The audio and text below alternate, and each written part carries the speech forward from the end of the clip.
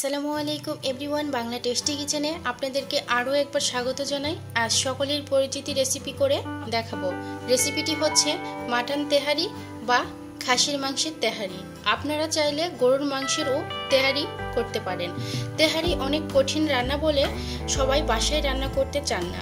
অনেক সময় রান্না করলে রান্নার স্বাদ বা ফ্লেভার ভালো আসে না। তাই আমি রান্নার মাঝে মাঝে কিছু টিপস দেব। ভিডিওটা স্কিপ না করে পুরো ভিডিও দেখুন।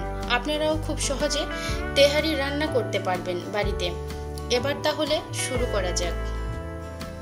আমি এখানে 1 কেজি পরিমাণে চাল মেপে নিয়েছি। আপনারা চাইলে এর বেশি বা কমও দিতে পারেন আপনাদের ইচ্ছা মতো। এবার আমি পরিষ্কার পানি দিয়ে এই চালটাকে ধুয়ে নেব। চালটাকে ভালো করে মেখে মেখে ধুয়ে নেবেন। এতে চালের ভিতরের যে ময়লা থাকে সেটা বের হয়ে যাবে। এভাবে 3 থেকে 4 বার ধুয়ে নেব। এবার একটা ছাঁকনিতে চালগুলো উঠিয়ে নেব। এতে করে এক্সট্রা পানিটা ঝরে যাবে। আস্তে আস্তে এভাবে সবগুলো চাল উঠিয়ে নেব।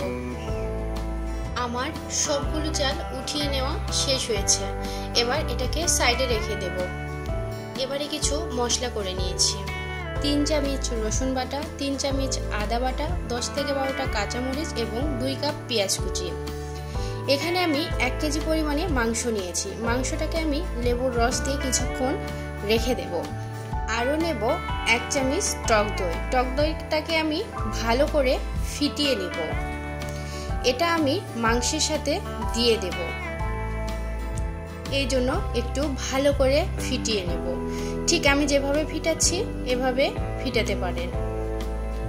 আমি এই টক দইটিকে মাংসের সাথে দিয়ে ভালো করে মিশিয়ে নেব। এভাবে 10 মিনিট রেস্টে রেখে দেব। তেহারি রান্নার জন্য আমি কি নিয়েছি আরও একবার দেখিয়ে দিচ্ছি। তেহারি রান্নাতে অবশ্যই বিরিয়ানি মশলা, টক দই, লেবুর রস, গোলাপ জল ও কেওড়া জল দিতে হবে। এতে ফ্লেভারটা অনেক সুন্দর আসে। এতে খেতেও কিন্তু দারুণ লাগে।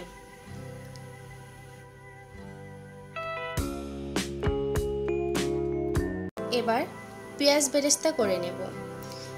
চুলায় একটা প্যান বসিয়ে প্যানটা গরম হয়ে এলে পর্যাপ্ত পরিমাণে তেল দিয়ে দেব। তেলটা গরম হয়ে এলে সবগুলো পেঁয়াজ দিয়ে দেব এবং আস্তে আস্তে করে নাড়াচাড়া করব।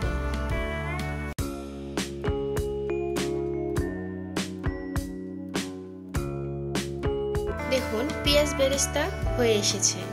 এখন এখান থেকে কিছুটা পেঁয়াজ বেরেস্তা উঠিয়ে রাখব।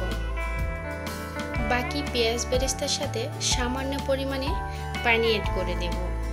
এবারে এখানে আদা রসুনের পেস্টটা দিয়ে দেব। এতে দিয়ে দেব 2 চামচ লবণ। লবণটা দেওয়া হলে একটু নেড়ে চেড়ে কষিয়ে নেব। এভাবে কিছুক্ষণ কষিয়ে নেব। এতে আদা রসুনের যে কাঁচা গন্ধটা আছে সেটা থাকবে না। এখানে কিন্তু আমি আস্তে আস্তে মশলাগুলোকে অ্যাড করব। আমার কষানো হয়ে গিয়েছে। এবার এর ভেতরে ম্যারিনেট করা মাংসগুলো দিয়ে দেব। এবারও নেড়ে চেড়ে পেঁয়াজের সাথে ভালো করে মাংসটা মিশিয়ে নেব।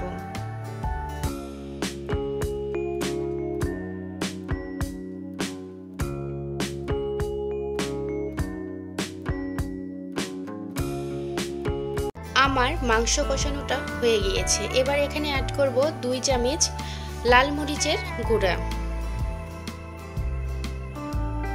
অ্যাড করব 5 থেকে 6টা কাঁচামরিচ। এভাবে মশলাটি মাংসের সাথে আবারও মিশিয়ে নিব। কাঁচামরিচ দিলে ফ্লেভারটা অনেক সুন্দর হয়।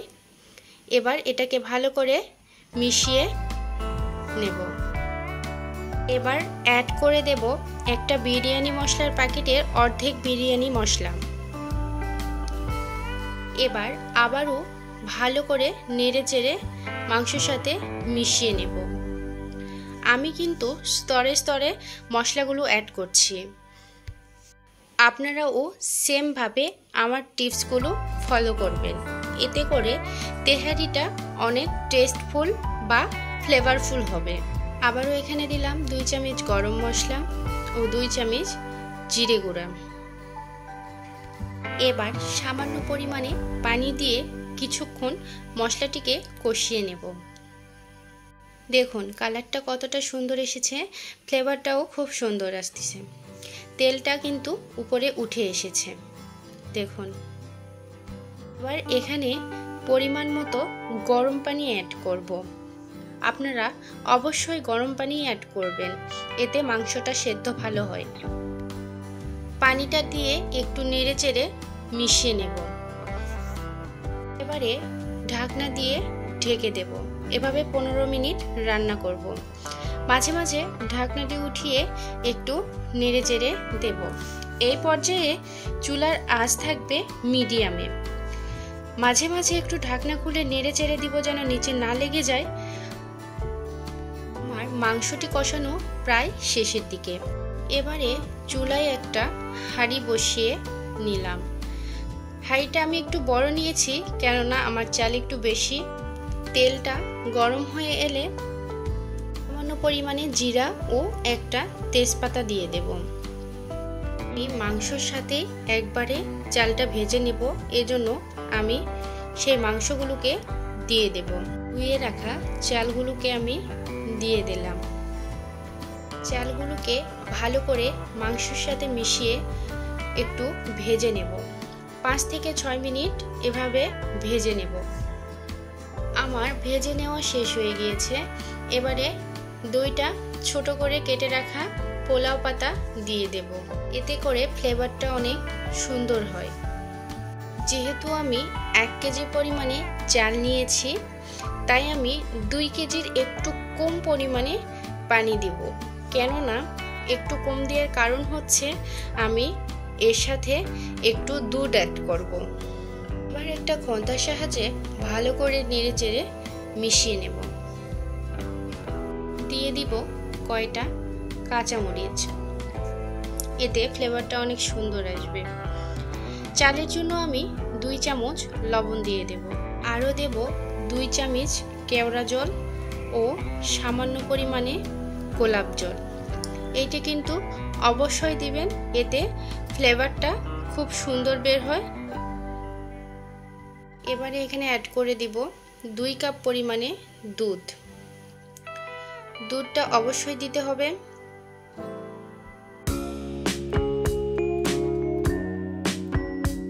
আরও দেব 1 চামচ চিনি। আপনারা চিনি দিতেও পারেন আবার নাও পারেন, এতে কোনো সমস্যা নাই। এবারে ভালো করে নেড়েচেড়ে এটাকে মিশিয়ে দেব। এবার ঢাকনা দিয়ে ঢেকে দেব। এভাবে 15 মিনিট রান্না করে নেব। 15 মিনিট পর আবারও ফিরে এলাম। দেখুন আমার পানিটা শুকিয়ে এসেছে। এবার এখানে পেঁয়াজ বেরেস্তাটা দিয়ে দেব। এই পর্যায়ে চুলার ফ্লেমটা একদম লোতে থাকবে, না হলে নিচে লেগে যেতে পারে। এবারে এখানে আমি 1 চামচ ঘি দিয়ে দিচ্ছি। ঘিটা আপনারা যদি পছন্দ করেন তাহলে দিবেন, না হলে দেওয়ার দরকার নেই। তবে ঘি দিলে ঘ্রাণটা অনেক সুন্দর বের হয়। চুলাটা বন্ধ করে ঢাকনা দিয়ে ঢেকে দমে রেখে দিব 10 মিনিটের জন্য। দেখুন কতটা ঝরঝরে হয়েছে। আমি যেভাবে তেহারি রান্না করেছি সেম টু সেম প্রসেসে রান্না করলে আপনাদের রান্নাও পারফেক্ট হবে এবং ঝরঝরে হবে, ফ্লেভারটাও খুব সুন্দর হবে। এটাকে সার্ভ করে দেখাই। দেখুন কতটা কালারফুল হয়েছে।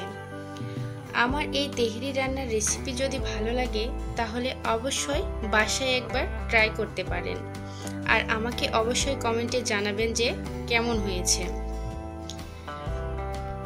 এর সাথে শসা কিংবা লেবু হলে তো আর কোনো কথাই নাই।